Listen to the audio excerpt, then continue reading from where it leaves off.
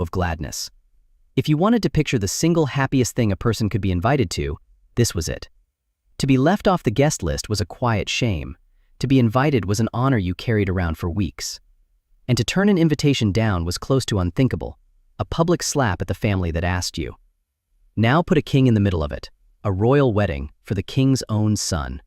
This is the top of the top, the most honored invitation a human being could receive in that society. Refusing it wasn't a scheduling problem. It was treason dressed up as indifference. And that's exactly the setup Jesus builds before he turns the whole thing upside down. So the king sends his servants to call the people who'd already been invited, the ones who'd known for a long time this day was coming. And they won't come. He sends a second round of servants. He tells them to spell it out. The dinner is ready, the animals have been slaughtered, everything is waiting, just come. And the response is worse than rudeness.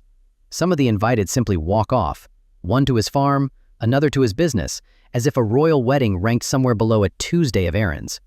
Others grab the servants, humiliate them, and kill them. Sit with how insane that is. Messengers arrive carrying the best news a person could get, and they're murdered for carrying it. The insult isn't just to the servants, it's aimed straight at the king who sent them. The king responds the way a ruler in that world would, with judgment falling on the murderers. Remember who's sitting in front of Jesus while he says all this? The religious leaders. The very people who'd been invited for centuries, who held the promises, who should have recognized the king's son standing in their own temple. Jesus is telling them a story about people who received the invitation of a lifetime and threw it in the dirt, and they're smart enough to feel it landing on them. But the wedding doesn't get canceled. That's the hinge of the whole thing. The feast is ready, the son is worth celebrating, and the celebration is going to happen with or without the original guests. So the king says something no one expected. Go out to the streets, to the main roads, to the edges of town, and invite anyone you find.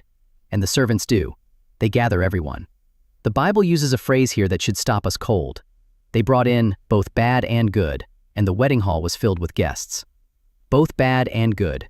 Read that again because it's easy to slide over. There's no entrance exam at this door, no background check. The people who fill that hall aren't the polished and the deserving.